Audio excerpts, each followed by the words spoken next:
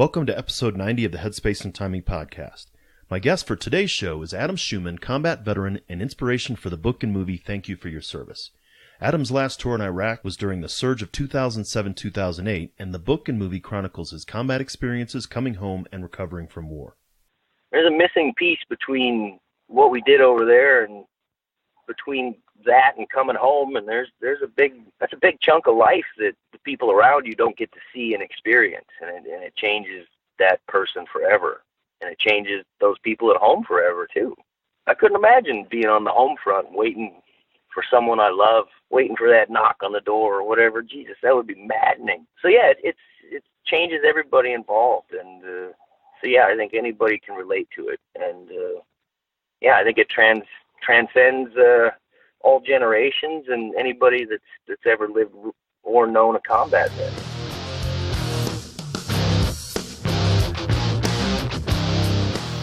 Welcome to the Headspace and Timing podcast, a show dedicated to breaking down the stereotypes around veteran mental health.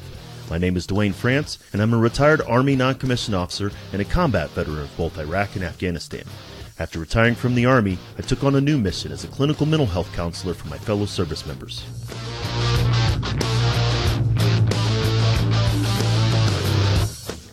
If you served in any branch of the military, then you're familiar with the M2 machine gun, the 50 cal. It's one of the most effective weapons in the military's arsenal. If the weapon's headspace and timing wasn't set correctly, however, it was just a useless chunk of metal. Veterans can be rendered inoperable if their headspace and timing's not set correctly either. That's my goal with this show, to change the way that we think and talk about veteran mental health and reduce the stigma against seeking support.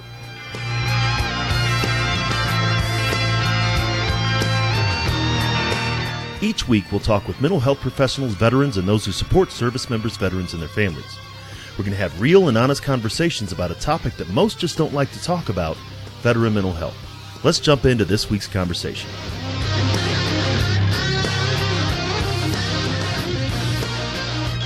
Hey everybody, welcome back to the Headspace and Timing podcast. Once again, and as always, we really appreciate you taking the time to listen and learn more about veteran mental health. You know, we're trying to change the way that veterans, service members, their families, and those that support them think and talk about veteran mental health. I have a pretty exciting guest on the show today who may be familiar to some of you, but maybe not in the way that he and I are going to have a conversation. Today's guest is Adam Schumann, and you might remember Adam Schumann from the movie Thank You for Your Service. I had the opportunity to meet him and the author of the book Thank You for Your Service and the Good Soldiers, David Finkel, at an event recently, and wanted to have an opportunity to have Adam come on the show and tell a little bit of his story. So, Adam, welcome to the show. Hi. Thanks for having me on, and looking forward to it. Yeah, I am looking forward to it too. Obviously, again, having a lot of people probably having seen the film, and whatever opinions they might have about the film. But I think it would be interesting to hear sort of the background behind it. Before we get into the film, though, I'd like to give you an opportunity to tell the audience a little bit about yourself and your military service and so on. Yeah. Okay. Well, I was born and raised in North Dakota, joined the Army after 9/11, and found myself over the next 6 years spending 3 of those years in Iraq during did the invasion, and then, following on. So I had 3 year-long deployments. My last deployment was 15 months, but I got sent home about 11 and a half months into it was medevac for PTSD. I don't know how often that happens, but, I didn't really have a choice. I came back off mission one day, and my first sergeant and commander were sitting there, and they said, "You got to go." So that was it. So got out of the Army and spent a lot of time in the mental health community trying to get better and bouncing back and forth between different doctors and different treatments and figuring out what works and what didn't, because everybody's different, I guess. And so that's kind of my background. And then towards the end of my tour, we had a journalist with us, David Finkel, who's a Pulitzer Prize-winning author and journalist. He wrote the book The Good Soldiers, based on the whole battalion, the 2nd Battalion, 16th Infantry's deployment for the surge in 2007. And he finished up that book, and I was mentioned in there a couple times, a few different incidents, and then he thought there was more to the story, so he called me up a couple years after I'd been out, and he asked if I'd be willing to share my journey of coming home and trying to get better with him and subsequently the rest of the world. So and then I guess in the end, I'm sitting here talking with you on the phone and doing this podcast, and it's really come full circle, I guess, from about 10 years ago. Yeah, it's always amazing how we can sum up about 15 years in about 30 seconds. One of the things that you didn't mention, and that of course I hadn't realized, and it really wasn't in the movie exactly as much, and I guess it blown by, but you and I were in Iraq at the same time on the same fob. So my battalion, so we were 2nd Infantry Division. We were there, and so you had deployed on 15-month orders, or you guys got deployed and then got extended? No, it was a 15-month order, right? From what I heard. Yeah. I think it started out as it was an 18-month order, but it ended at 15 months. Because during the surge, it was like indefinite. They didn't know when we were coming home. And they just threw out 18 months because I don't think they could keep you in country longer than that. Right.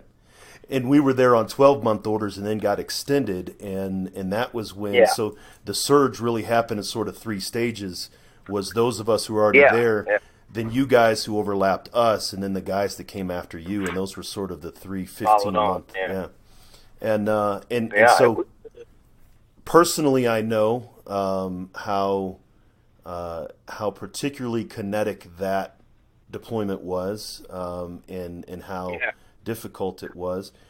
And that's the one you said that David Finkel was embedded with you, and there was a story that I had heard that where he was like where you and he met, but it was almost like right before you were supposed to leave, right? Yeah, it was one of those happened. I'd seen the guy.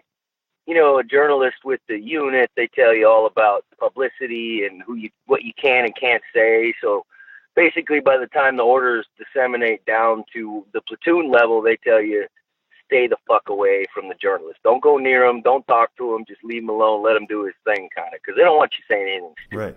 Mm-hmm. So I had just,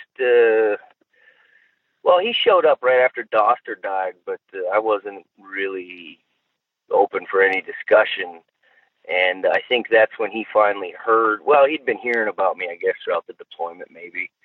And I had been told I was going home. And I was basically in my room packing my shit, getting ready to turn in my weapon. And I don't know, you could just about imagine what it feels like walking around a fob in Iraq without a weapon. Mm-hmm. When they took my weapon, I still had like 24 hours before I had to fly out. And it was just weird. Everywhere I went, people were stopping me like, where's your rifle? I'm like, fuck off, So I guess at the time I was a pretty salty staff sergeant. And I was getting ready to go. I was bummed. And here comes this journalist knocking on my door. And the whole platoon was gone out on mission, so I was feeling down from that. And I just about told the guy to get out. I basically just unloaded everything. Yeah, and he's just such an interesting guy. Something stopped me for a second, and he said, I said, I suppose I know why you're here. I thought he was going to come report on me getting sent home, and I was going to tell him where he could take it and go from there. And he said, well, no, I didn't know about that. He said, I'm here because I keep hearing, he's like, I've been asking around like who I should interview, who's who, and he said he kept hearing my name, that I was one of the best, or if not the best, in the battalion. So he came down to talk to me about that instead, and that kind of opened the door, and that was in 2007. So we're looking at 12 years ago, and the guy is, I credit him with helping save my life, because I had this hip pocket therapist, this guy I could talk to at any given time, reporting the story. Basically living with me. Middle of the night, I'd be having a tough night and I couldn't sleep, and I'd just head to the river and I'd fish. And here he was, 30-degree weather, sitting on the rocks behind me with a notepad, just listening to me talk. So, I can't say enough good things about the guy. He was just truly amazing. And it's one of those things where it's hard to be sort of in the story, but of the story. But it had to be difficult for you hearing him say, everybody says you're the top guy, but you don't feel like the top guy because the crew is out on patrol. You're about to leave. You feel Yep. like you're the lowest of the low, and he's telling you that everybody's saying you're the highest of the high, and that doesn't match up. No, it was it really, I think that stumbled me up in my head enough to give him enough time to really warm up to me, and I think that ultimately led to this whole relationship and books and movies and whatnot. So it's a really interesting chain of events, I guess. Exactly, and I think the other thing that I'm hearing you say, and this is one thing I see with the veterans that I work with, is we want to tell our story. We want people to know what happened to us, and at the same time, we don't know how to tell it ourselves, right? Nobody can drag it out of us. I experienced the same thing. No. And so for you had someone that you were able to tell your story to, this one person, and that relieved you of the burden of your story. He Absolutely, just took it the next step, right? Yeah, I mean, I had to trust with him that what I said was ultimately going to be written down the way it was meant to be. And honestly, I never read the book. Thank you for your service. Right.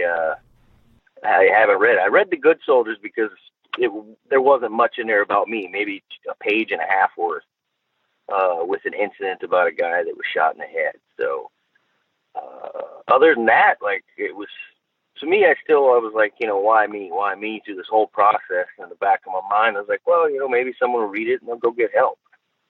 And that's just kind of been my thing throughout the whole thing. That, it's, I had a Vietnam guy come up to me after one of the movie screenings, and the guy, he's 70-some years old. The guy was just in tears.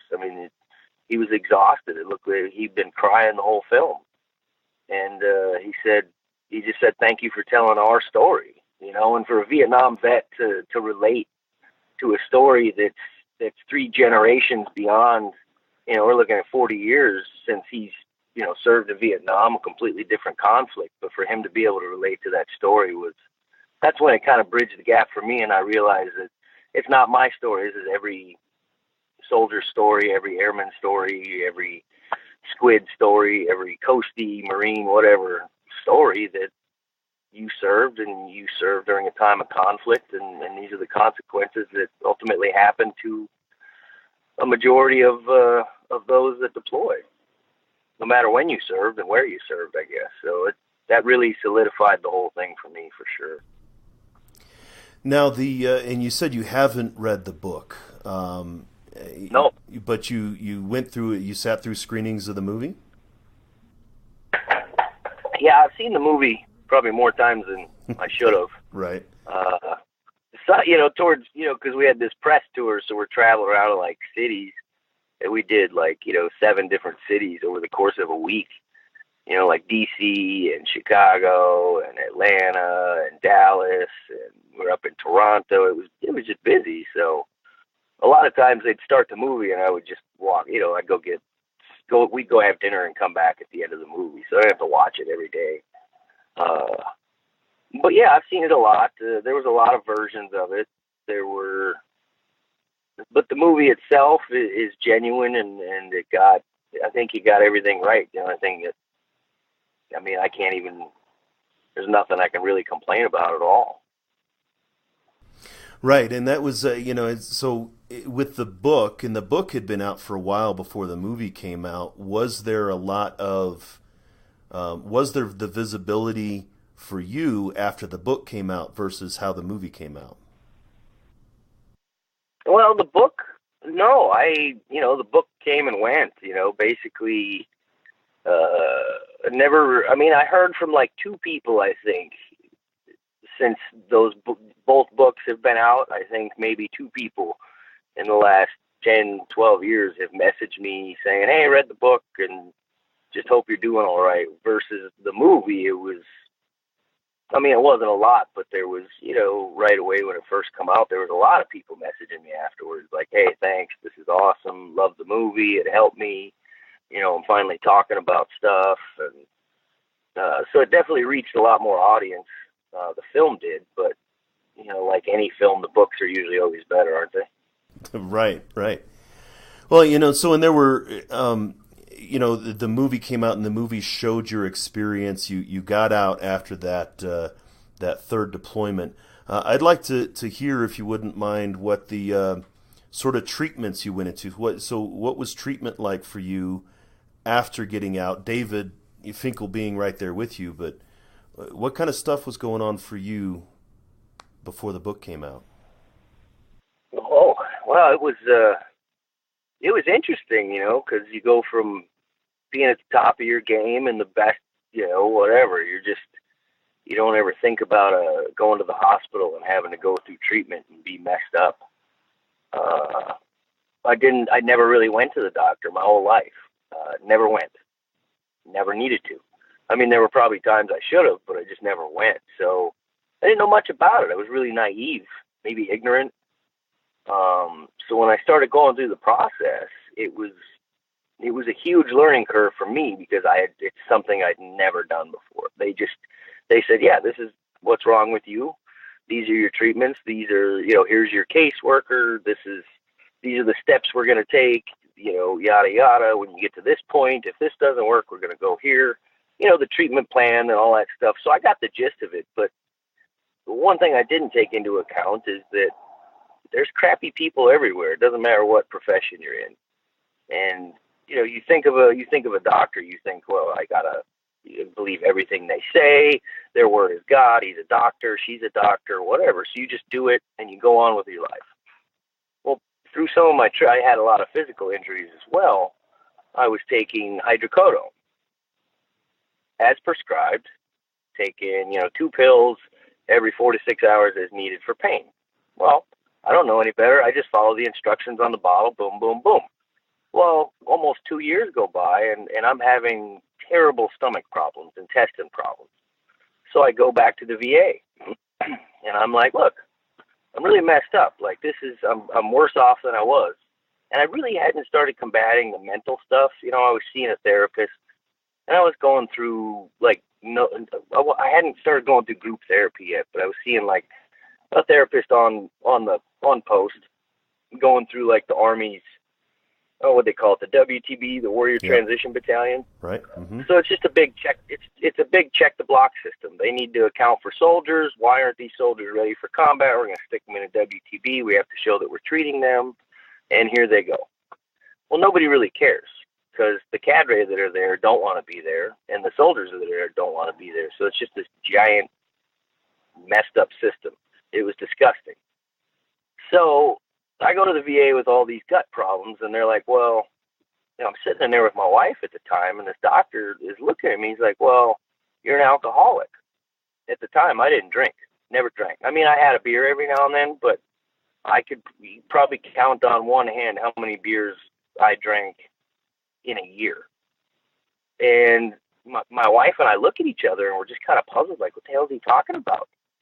And he's like, you drink? And I said, no, I don't. And he kind of cocks his head to the side, and he looks right at my wife. He says, ma'am, does your husband drink? And she's like, no. And he's like, are you sure? Like we're just completely lying to him, or maybe I'm a closet drunk or something. So I'm starting to freak out because he all of a sudden orders me to go get where you got to drink to die. And they do an MRI, and then they injected something into my veins. It was super hot. And I'm just scared. I had no idea what was going on. So we leave the hospital with no answers. We go back to our house. All I know is that something's wrong with my liver is distended or whatever. It's enlarged. and they're doing all these tests, and I'll find out when they get done with the test. When we get home, my wife WebMDs my symptoms, punches in the medications I'm taking. Well, what's the first thing a doctor looks at when you show up at their office? What medications you're on, correct? So the only thing that pops up is hydrocodone's full of acetaminophen. Too much acetaminophen, the liver can't process it, messes up your liver. So that's why he thought I was an alcoholic. So we put two and two together. She takes my hydrocodone, dumps all the pills. So basically, I didn't know I was cold turkey. You quit cold turkey after 2 years of constant hydrocodone use. Yeah. And I didn't even know I was addicted to it. I had no idea. It's not like I thought about it. It's not like I was craving it. I was just in pain. And you know how an opioid works. When you stop taking it, your body gets more pain because it's screaming for it.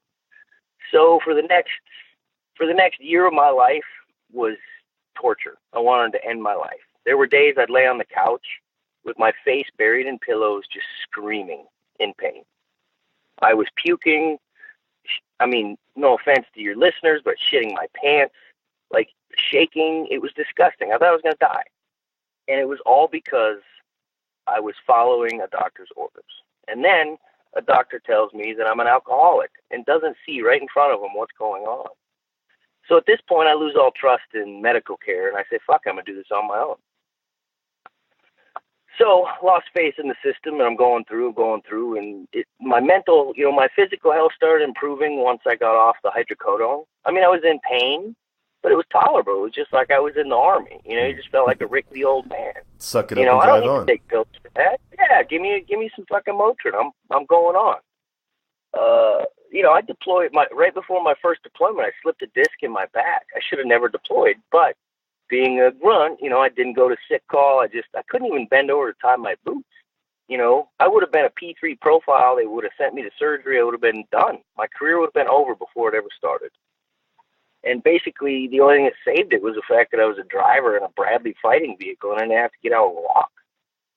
So I was able to kind of heal myself through my first deployment, and then ever since then, it's just been jacked up. So that's why I was on the hydrocodone to begin with. So my mental health slides, starts going crazy. Shit with my wife isn't good. Everything's just going to hell. And because of all the pain and everything in my body, I'm losing ground every day because nothing is improving at this point. Because I'm coming off a hydrocodone addiction, and I haven't addressed any of my mental health issues since coming back from 3 deployments in Iraq. So this is 2011, the spring of 2011. Like, I've had a couple suicide attempts, and I'm at my wit's end, and I'm talking to my case manager, and she says, I found a place, but you have to leave on Monday. And this was on a Friday. And I said, well, where is it? She said, well, it's in California. She shows me pictures. It's beautiful. I'm like, yep, I'm going. I'm gone. I said, if I don't leave Monday, I'll never make it. I'm gonna kill myself. And I knew, I went home and told my wife, and she's like, what? You can't leave Monday? You've got to work. I'm working as a civilian. I was a GS9 working as an HR specialist on Fort Riley. I'm the only source of income, basically. So, how am I going to disappear for 4 months and go to treatment? Well, luckily with the government job, people can donate leave, and I worked with a lot of great people, and they donated leave to me so I could go to treatment. So I ship off on Monday. I'm gone. Like a drop of the hat. I got 2 kids. One's a baby, basically. My daughter's, 7? I just disappeared to California, and I end up at this place called the Pathway Home, and it's ran by Fred Gussman. I'm sure some of your listeners probably have heard of him. His mental health model has basically been used since the 70s for PTSD anyways. He started his career at Menlo Park, I think, at the VA out there. And, so I spent the next, holy cow, how long was I there? 7 months inpatient. Well, it was outpatient. It was like a residential treatment facility. It was kind of like a barracks. We lived there and we went to treatment all day, but at night we were kind of free to do whatever we wanted to. And it saved my life. It was group therapy. We went through trauma therapy,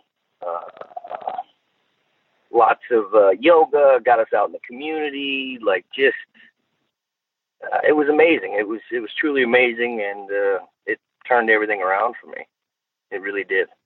It really helped me put all the other stuff that I've been battling throughout my whole life together, because it wasn't just my combat. You know, as we all know, it's we got to work on every bit of trauma from the time we can remember until present date if we're ever going to deal with anything. So it worked out well, and that's when the book ended, was when I finished treatment and I got home. So yeah, that was it. I mean, there's a lot more to it, I'm sure, but I could talk for hours on the treatment and what happened and, you know, whatnot. So you had gotten out and you had gone to the VA for physical stuff, and we're addressing some of the psychological stuff, but how long was it between when you got out, when you ETS from the Army, and when you got to Pathway Homes? How long was it? My retirement date was March of '09, and I went to treatment almost exactly 2 years later. I left April of 2011 to go to the Pathway Home for my inpatient. So it took me 2 years of bouncing around and, you know, talking to different doctors and clinics and trying, you know, let's try this medication. Let's try this one. Well, if you're taking this one, you got to take these 3 so you can get an erection. And then you got to take these 4 so you can sleep. And it was a nightmare, and I hated it, and I felt like absolute shit. Do you feel like 2 years, like it was a lifetime, like you took too long? I guess maybe it's kind of like someone with, I guess I did have a substance use problem. I didn't know it, but a lot of times, you know, they say you got to hit rock bottom before you can, you know, get out of it.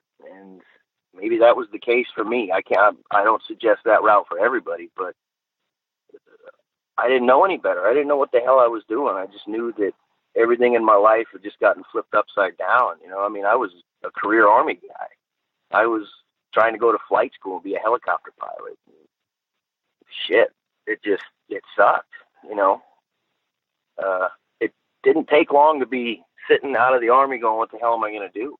Yeah, you still got to work and support a family and pay your bills, and there's no break, you know. It's like you come back from combat, you know, you just shot a dude in the face 2 weeks ago, and now you're ETSing out, and you're trying to figure out what the hell's going on, you know, all within a year.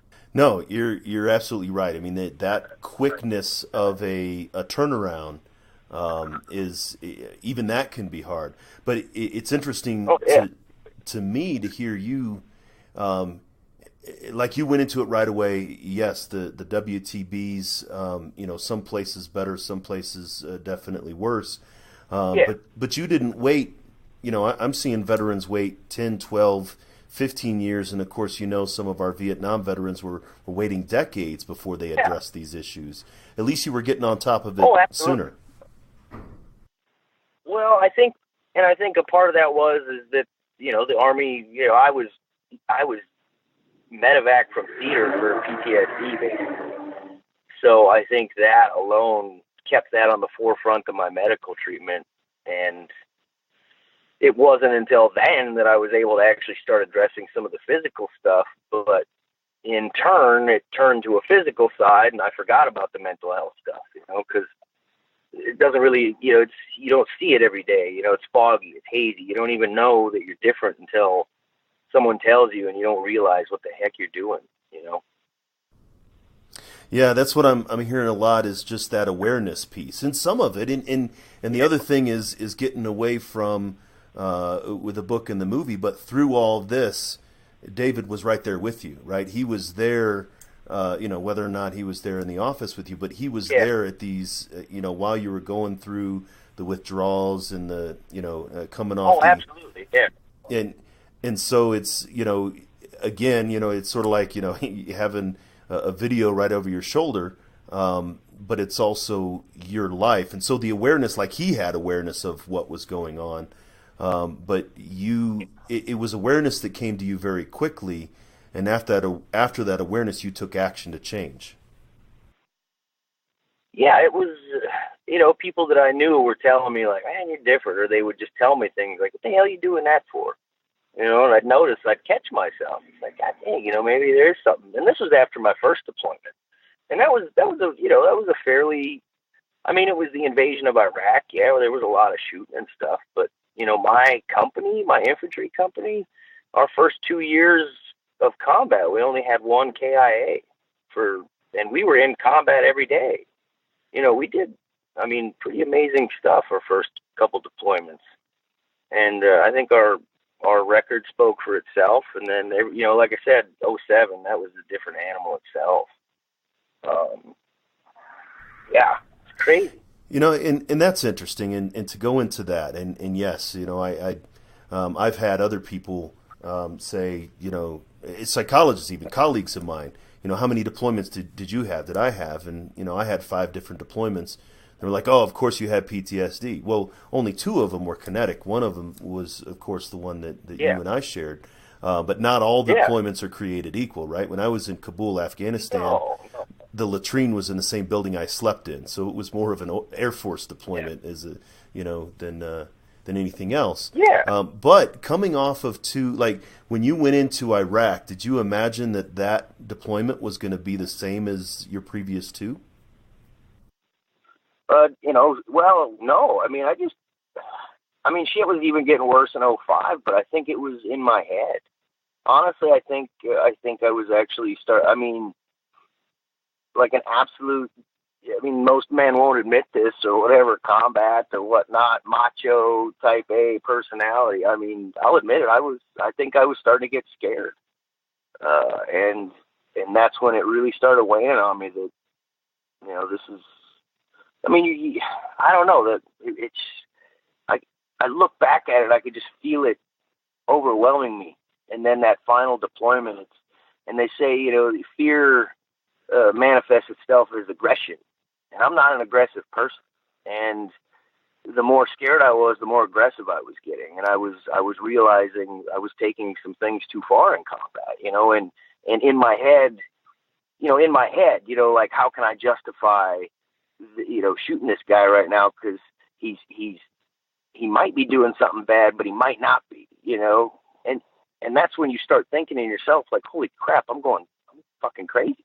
It really dawns on you that your thinking has completely changed to necessitate the survival of your own well-being and body. And it's a really crazy transformation. And to see that in myself was quite scary. So I think that's when I started losing it. Yeah. And I was glad that I went to mental health, and I was glad that I caught it, because fuck, who knows what could have happened?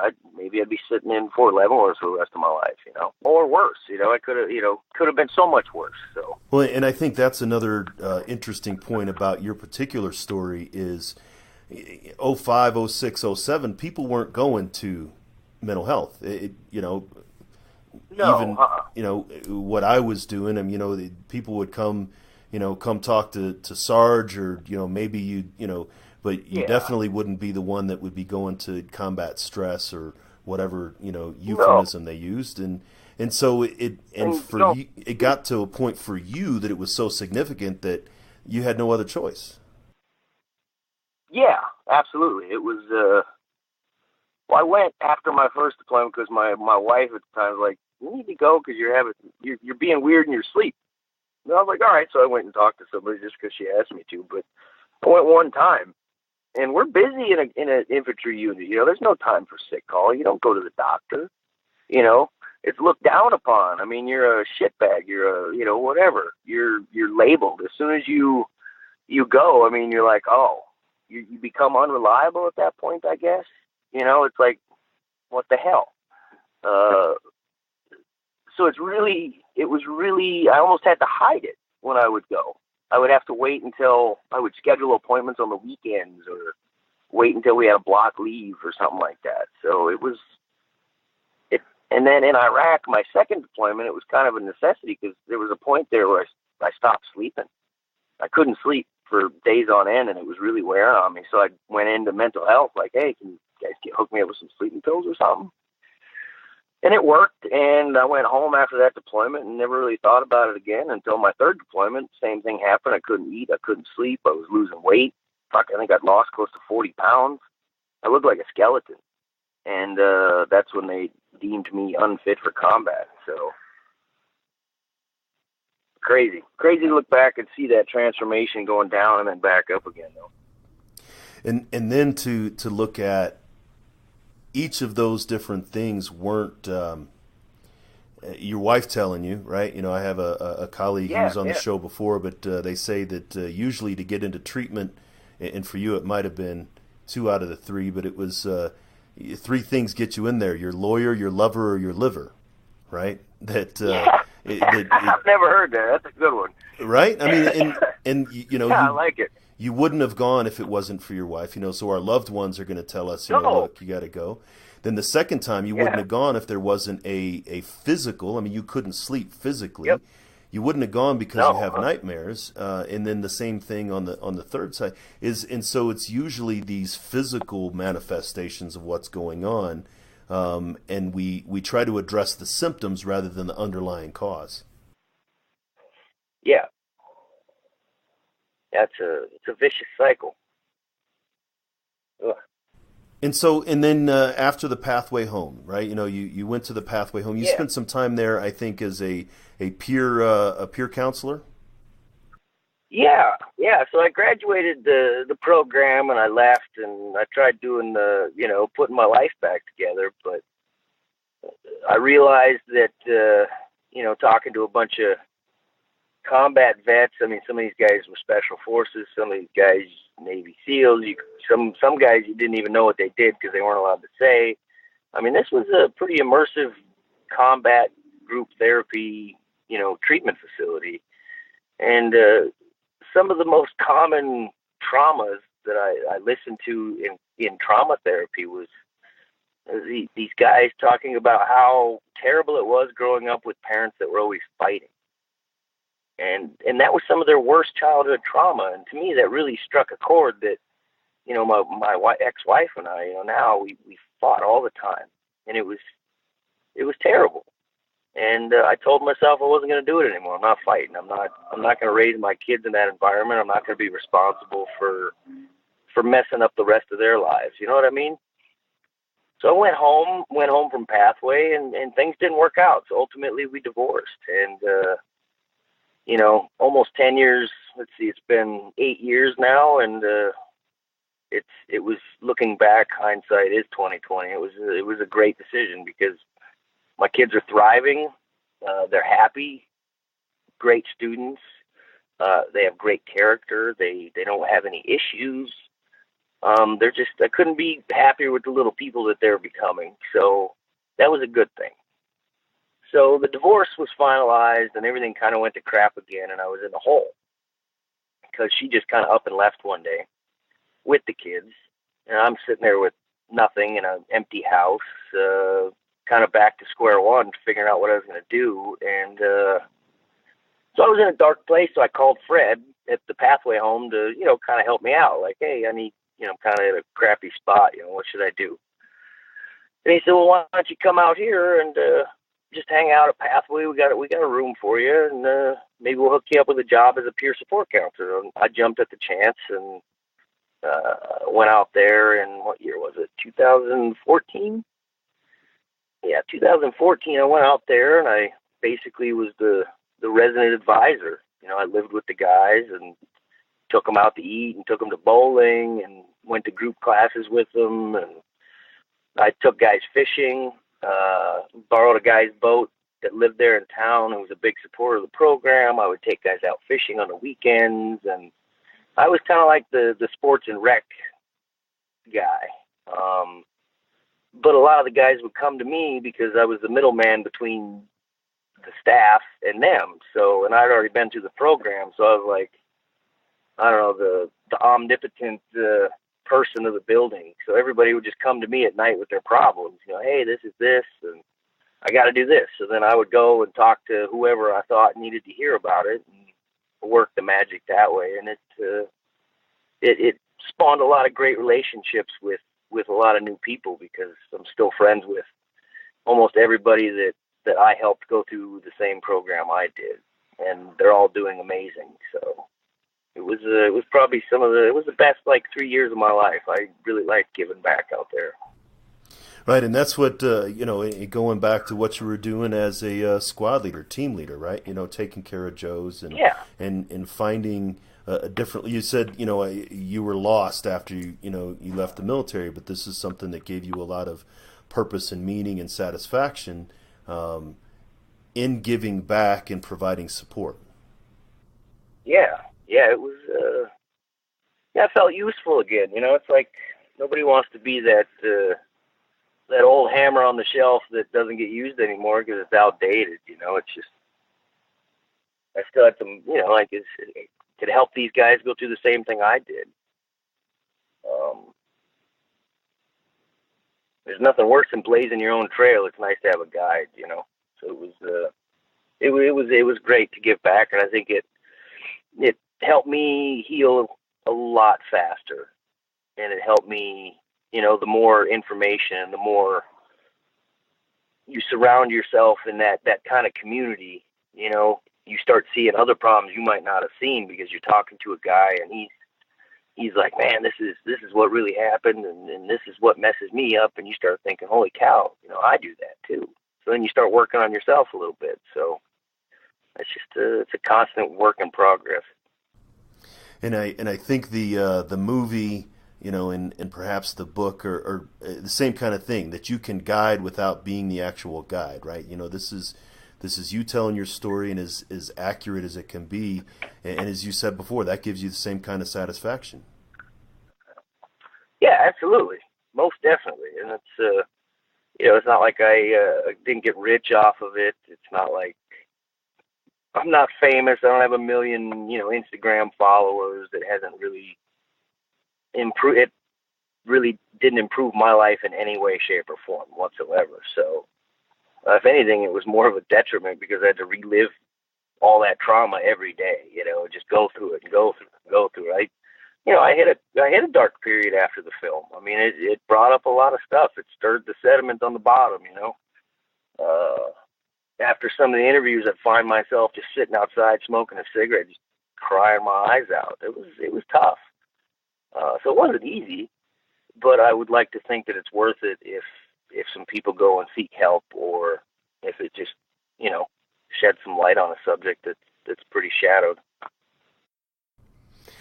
See, and that's the same thing. I will bear the weight so my brother doesn't have to, even knowing that you didn't stop taking interviews. You didn't stop saying, I'm not going to sit out, smoke a cigarette, cry my eyes out anymore. You shook it off and you went back in and you continue to do that. Yeah. Yeah, most definitely. You can't quit. Yeah, I'm speaking at my old high school next week. It's kind of cool. I mean, it's a small school. I mean, I graduated 30 kids in my class, so it'll be interesting to go back to where I came. I haven't been out there in years, so it was kind of cool to be called out to go do that too. No, that's great, man. This is and as and not easy maybe for as the movie is to watch, and even as hard as it is for someone who had been there to kind of go through it. I can see where it can be beneficial for a lot of people, right? Who hadn't seen, like you said, the Vietnam vet, or maybe that Gulf War vet that's dealing with it 25 years down the line, or things like that. There's a lot of benefit there. Well, yeah, or maybe their kid or their spouse or a friend sees it and goes, "Damn, I never asked them about that," or maybe we should talk about it, or maybe that's why they act that way, or it just puts a piece of the puzzle together. There's a missing piece between what we did over there and between that and coming home, and there's a big, that's a big chunk of life that the people around you don't get to see and experience, and it changes that person forever, and it changes those people at home forever too. I couldn't imagine being on the home front waiting for someone I love, waiting for that knock on the door or whatever. Jesus, that would be maddening. Ugh. So yeah, it changes everybody involved, and So yeah, I think anybody can relate to it, and yeah, I think it transcends all generations and anybody that's ever lived or known a combat vet. And that's a great way to look at it. If somebody does go out and watch the movie, and then they feel a certain kind of way after it, what advice would you give them? Talk about it. That's it. Just find someone that's in a good enough spot and unload that pack. Take some of that weight off. You can't carry that around forever. There's no all you're doing. I mean, that's some of the worst self-harm you can do. And people love to listen. If you find the right person, and they can help you. Maybe they've been through some crazy stuff themselves. Everybody experiences trauma throughout their life. If you can get through life without experience or a really traumatic event, you got pretty lucky, I think. We got car accidents and natural disasters, and then there's crazy people here, in the States. You got sexual assault, you got, just terrible things. So nobody gets out of this unscathed. So just talk about it. That's all you can do. Find someone you trust and unload some of that crap. No, that's great advice, and it's like we said there at the beginning, is we want people to hear our story. We all humans, we want people to understand what's going on. Veterans especially feel as though we want people to hear it, and at the same time don't know how to tell it, and so just getting over it. That's great.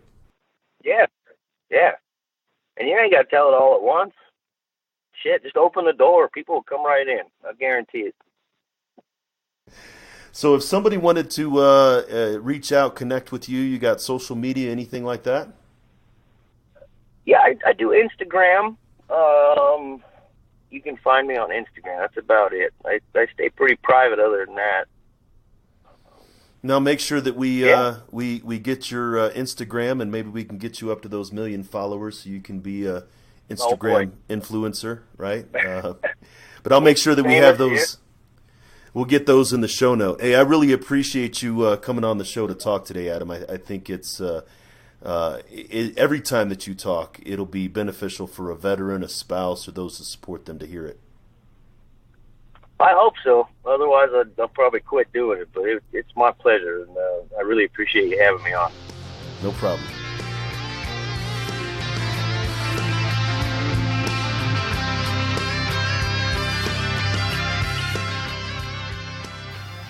You're listening to Headspace and Timing, where we're trying to change the way that we think and talk about veteran mental health.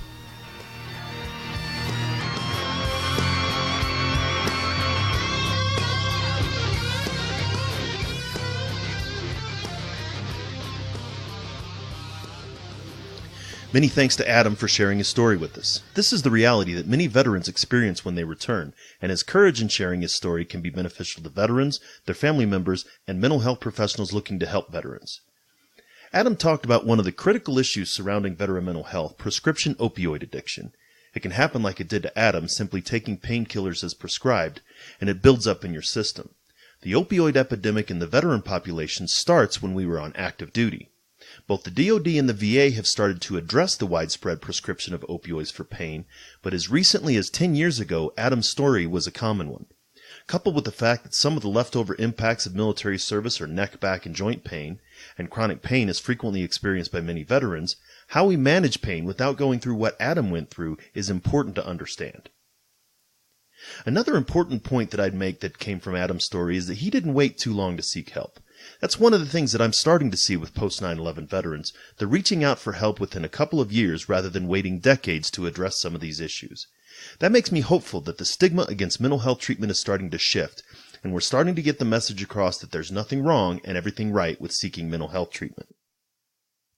If you're a veteran or care for one and are recognizing some of the stuff that Adam was talking about here, then look for assistance. Your local VA, your vet center, or many organizations around the country are there for assistance. You can find resources at veteranmentalhealth.com, which include individual clinics like the Family Care Center in Colorado Springs, national organizations such as the Cohen Veterans Network, or programs like Give an Hour that provide a nationwide network of mental health professionals that understand working with veterans. Thanks for taking the time to check us out. If you want to find the show notes for this episode, go to veteranmentalhealth.com/090. While you're there, share the link to the show with someone that you think may enjoy it. One of the challenges in changing the way that we think and talk about veteran mental health is how do we spread the word? You can subscribe to a bunch of different podcast players like iTunes, Google Podcasts, Spotify, Stitcher, and many others. Check them out at veteranmentalhealth.com/platforms. Don't forget to write a review. The first 20 folks that subscribe or write a review, take a picture of it and email it to me at Dwayne@veteranmentalhealth.com. I'll send you a free autographed copy of Combat Vet Don't Need Crazy. I'd like to thank Doc Todd for giving us permission to use his track Not Alone from his album Combat Medicine. Doc's trying to bring the discussion about veteran mental health out of the darkness and into the light, and you can see all of his work at therealdoctodd.com. Make sure to join us next week for another great episode, and until then, remember veterans, you're not alone. Ever.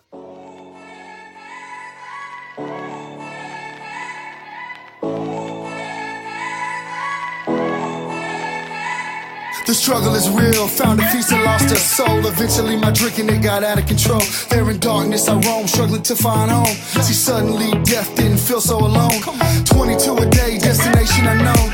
It could have been avoided if you picked up the phone, but now you're gone, so I guess all we get is the tone. Nothing but bone weeds, overgrown, pushing up stones. I've triumphed over enemies, co-created enemies. Broke out facilities that tried to put an end to me. R.I.P. I'd rather grind in tranquility. Authentic tendency, embrace my ability. I try so hard to have faith. I bow my head and I pray. Lord, please lend me the strength to carry on and keep staying. How this life so demanding, so much pain on this planet. I hurt each time I wait, but with you I'm not alone. You're not alone. Yeah, every time that I fall I'ma call on you, get myself back up again. Without my Georgia girls, yeah, I'd probably be dead. Cause I'd be taking every med that the VA said. Gave every shred, every last thread of my identity. Conquer my fragility, eliminate the enemy. Deliver me, God, from temptation. Tell me that this life is just a matrix. Need a facelift, back to basics. Vision Lasix, I only feel alive when I hear the bass kick. I try so hard to have faith. I bow my head and I pray. Lord, please lend me the strength to carry on and keep staying. Stand up. How this life so demanding, so much pain on this planet. I hurt each time I wake, but with you I'm not alone. Not alone. You're not alone. And every time that I fall I'ma call on you, pick myself back up again. Yeah, just pick up the phone, you're not alone. Just pick up the phone, you're not alone, man. Just pick up the phone, you're not alone. Yeah, pick up the phone, I'm right here. And I love you guys. Take those bottles out, dog, and pour them in the sink. Take the needles out your arm and the gun away from your forehead. It's time, man, you've been through enough pain, stand up. It's time to stand back up. All my veterans, man, Army, Marine Corps, Navy, Air Force, Coast Guard. Get up, you know. I try so hard to have faith. I bow my head and I pray.